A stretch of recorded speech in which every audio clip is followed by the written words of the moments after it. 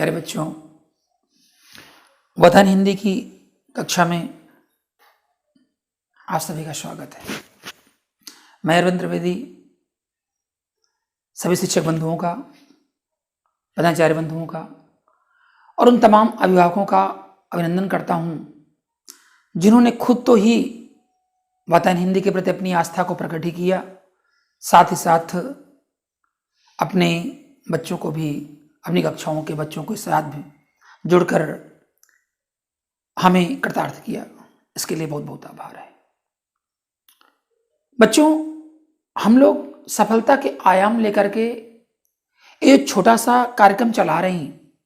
ये आपके समक्ष उपस्थित होते हैं और ये संदेश देने की कोशिश रहती है कि यदि किसी बच्चे में कहीं कोई नकारात्मक ऊर्जा पनप रही है तो उसे सकारात्मक ऊर्जा में कैसे कन्वर्ट किया जाए, कैसे बदला जाए। आज आवश्यकता होती है, जैसा कि हमने देखा है, ईश्वर ने हर एक व्यक्ति में कोई ना कोई गुण दिया है और उस गुण का प्रयोग कर वह अपने जीवन को सफल कर सकता है। बच्चों, सबसे अधिक आवश्यकता होती है कि हमारे अंदर जो गुण है उसको हम पहचानें। हमारे अंदर जो प्रतिभा है, हम कला में कर सकते हैं, हम इलेक्ट्रॉनिक में कर सकते हैं, हम पेंटिंग में कर सकते हैं, हम डांसिंग में कर सकते हैं, हम कटिंग में कर सकते हैं, हम टीचिंग में कर सकते हैं। जो भी हमारे में क्षमता है, उस क्षमता को हम कैसे विकसित करें।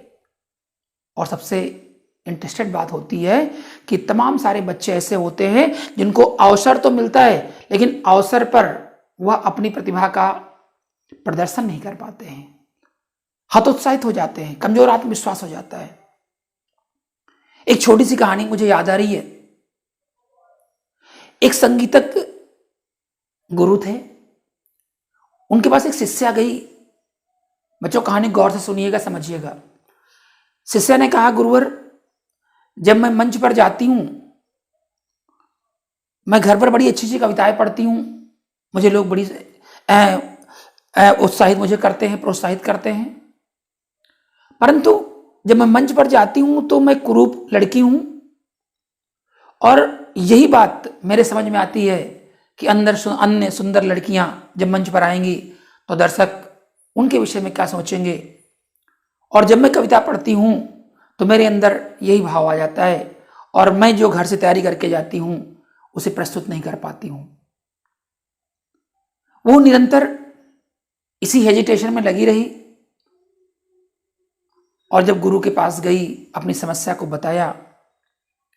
बच्चों, आपको मैं बताऊं कि गुरु ने बताया कि तुम्हें सबसे पहले यह ध्यान में रखना है कि तुम मंच पर जा रही हो तो वहां कविता का और तुम्हारी सुंदरता का कोई मेल नहीं है।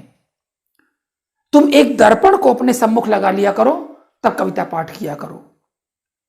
और तुम देखना, जब तुम भाव विभोर होकर के अपने कार्य में तन्मयता के साथ, पूर्ण लगन के साथ अपने कार्य को संपादित करोगी, अर्थात कविता पाठ करोगी, तो सारे दर्शक मंत्रमुग्ध हो जाएंगे।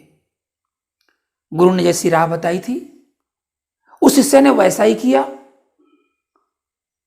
बच्चों, आपको पता है, एक दो बार कार्यक्रम करने के बाद, मंच पर जाने के बाद, जैसे उसके अंदर का आत्मविश्वास प्रस्फुटित हो गया, उसका सारा हेजिटेशन समाप्त हो गया और जो उसका मन डाइवर्ट होता था कि वह सुंदर नहीं है, कविता इतनी सुरीली गायिका, लेकिन उसके अंदर विचार आता था कि वह सुंदर नहीं है। और ये जो हमारा जो दर्शक मंडल बैठा हुआ है, ये लोग क्या सोचेंगे। वह कविता से हट करके इतर सोचने लगती थी और परिणामतः कविता के प्रति वह पूर्ण समर्पित नहीं हो पाती थी। बच्चों, जैसे ही गुरु के आदेश का पालन किया और उन्होंने प्रयोग किया, मैं आपको बताऊं, वह फ्रांस की बहुत ही प्रसिद्ध गायिका मेरी उन्नाल्ड के नाम से विख्यात हुई। आप समझ रहे हैं कि मैं क्या कहना चाहता हूं। कोई सुंदर है या नहीं है, इसका उसकी कला से कोई लेना देना नहीं है। सुंदरता एक अलग खंड है, एक अलग भाग है। अब आपके अंदर जो भी प्रतिभा है, जो भी क्षमता, जो भी कला है, उसका जब प्रदर्शन करने का अवसर मिले तो बच्चों पूरी तन्मयता के साथ, पूरी प्रतिभा के साथ, पूरी लगन के साथ आप कार्य को करिए, निश्चित मानिए आपको सफलता मिलेगी। और आज का यही छोटा सा मैसेज आपके अंदर एक सकारात्मक ऊर्जा हो। आप लेखन कर सकते हैं, आप कविता लिख सकते हैं, आप कहानी लिख सकते हैं, आप छोटी छोटी रचनाएं लिख सकते हैं। आप देशभक्ति की रचनाएं लिखिए, उनको अपने मम्मी पापा, टीचर्स या अन्य जो परिवार में बड़े बुजुर्ग हैं उनको दिखाइए, और आप देखिए कि आप धीरे धीरे करके आप एक अच्छे रचनाकार बन सकते हैं। आपके अंदर जो भी प्रतिभा लगती है बच्चों, जो कि बार बार आपको मंच नहीं मिलेंगे, मंच पर आपको अपनी प्रतिभा का प्रदर्शन कैसे करना है, बस अवसर मिले तो उसे आपको अपनी प्रतिभा के माध्यम से लोगों के सम्मुख प्रस्तुत करना है। मैं पुनः वातायन हिंदी परिवार के सभी दर्शकों का अभिवादन करता हूं, और सब्सक्राइब जिन लोगों ने नहीं किया है उनसे मेरा निवेदन है सब्सक्राइब अवश्य करें। साथ ही आप 2 लोगों को शेयर करते हैं तो आप शेयर अवश्य करिए, और जैसा कि आप लाइक करते ही हैं तो आप लाइक करते रहेंगे। बहुत बहुत धन्यवाद है वातायन हिंदी परिवार की ओर से।